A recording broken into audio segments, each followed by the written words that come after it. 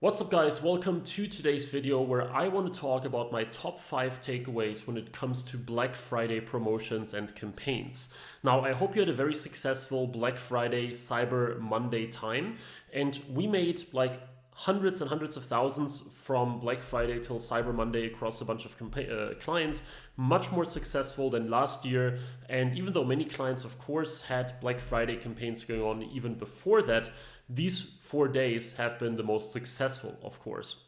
So in this video, as I said, I want to talk a bit more about the different takeaways and things that I believe are important when running Black Friday campaigns, but actually like holiday and large promotions in general. So without any further ado, let's jump straight into it. The first point is that you should be using Black Friday ad copy versus your normal ads. And it seems fairly normal, right? But I see many businesses who don't do that. They put the Black Friday promotions on their store and everything, and that's fine. But if possible, you need Black Friday ad copy as well. So what I did, for example, with clients that have like hundreds of search ads, right? I didn't manually go in and every single one I adjusted, but I tagged them with different labels. I put different labels on them, for example, for Black Friday and normal. And I either turned ads on and off. So I turned the regular ads off and added the new Black Friday ads, which were essentially just a copy with some modification in regards to, up to 40% off, you name it. Or in case I didn't want to come up with brand new ads and then pause them again, I basically just added like 2 headlines to the existing responsive search ad. I pinned them, right, by saying, hey, I want this headline to be in position 2, and I pinned a description as well. So basically through pinning, I forced Google to show my Black Friday headlines and Black Friday descriptions to the customer so that they knew, hey, I want to buy jewelry, I want to buy your gaming equipment, I want to buy your fashion. My clients have all kinds of businesses. And they knew that we have Black Friday deals going on. And that, of course, during Black Friday really increases click-throughs, because on Black Friday, nobody wants to pay normal prices. So if you highlight this in your ad text, in your copy already, you pre-qualify people much, much better. So this is very important. Use Black Friday copy whenever you can. Should be self-explanatory, but just in case, that's very important. The second point is that when you run Performance Max campaigns, which I assume at this point most of you are probably doing, you should either come up with some Black Friday asset groups or Black Friday PMax campaigns in general, like a brand new campaign for this 2-week or 1-week time frame, depending on what you're doing, right? The reason is, again, you want to have Black Friday assets in this time frame. It's not enough to just put like a headline in, hey, by the way, we have a Black Friday sale going on. If you have some Black Friday assets, images with a big promotion on them or some stuff, or maybe like a unique bundle or something, you should use them in your Performance Max campaigns as well. And since you don't want to just go in and completely destroy your existing asset groups with some new stuff and then throw all of that out again, you should either have, as I said, a Black Friday asset group or a Black Friday Performance Max campaign.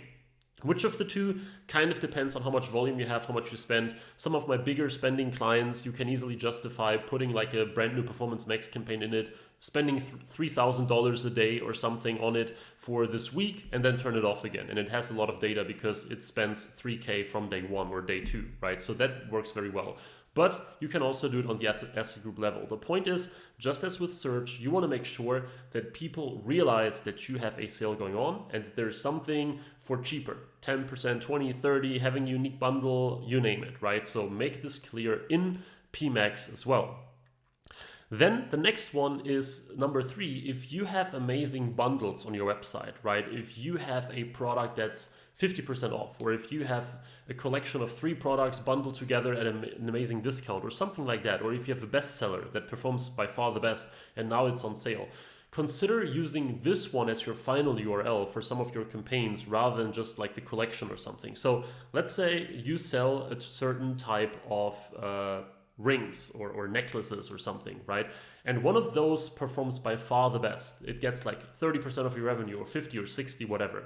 It can be very useful to, instead of simply putting all the traffic towards the collection page, to use, at least for the Black Friday time, use your bestseller, if it's heavily discounted, as the final URL, right? So you could say, shop our bestseller at 30% off, and then they go to your page, and then you have like a big headline with like the bundle deal. Maybe you even have a dedicated landing page that you created with like gem pages or Pagefly or something like that.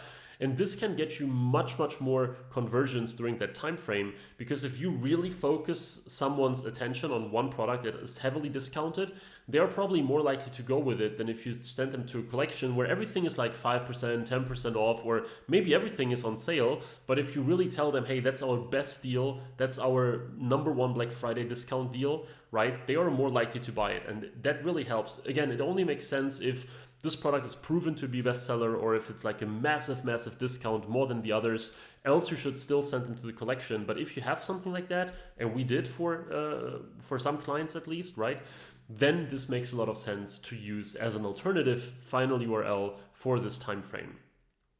Next one is you should consider display and discovery, especially in that time frame, Black Friday, but also Christmas or some other sales that are going on.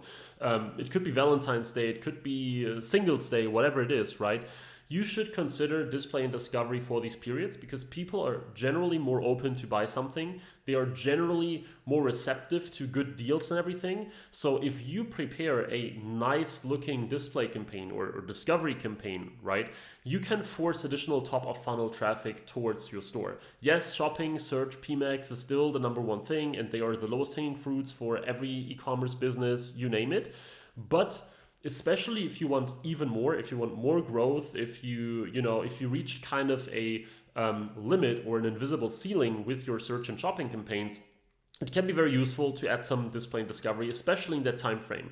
Normally, I can tell you, for the average store owner, display and discovery doesn't really work, right? It works for some, it works for the big spenders typically, but if you have a limited budget, it's very difficult to get them to work, because you need to test a lot, you need great assets, and so on and so forth. So you really need to think about that. But during these time frames, people are more likely to buy, conversion rates tend to be higher. So if you have a great deal, then using discovery and display as a way to get people in makes a lot of sense. And this brings me to number 5 and the final point that many people miss. And I mentioned that on my previous Q4 strategy video as well. Keep an eye on profitability and or customer lifetime value, right? I see this all the time. During Black Friday, people want to break their sales records, and they're like, hey, no matter what happens, we need more volume. We need more volume, right? Some of them are willing to pay like any CPC just for the sake of volume. What we do with most clients, right, is we look at, okay, what's obviously the break-even ROAS? What is we ask them if necessary, like, hey, do you want to focus more on ROAS or more on volume this Black Friday, right? Because there are businesses that don't just want to blast their marketing dollars in 2 weeks or 1 week for a very bad ROAS just for the sake of volume, especially if you don't have high customer lifetime value or something, because then it might be a good strategy. But if not, you still want to be profitable. So test the waters, get some smaller campaigns going before Black Friday.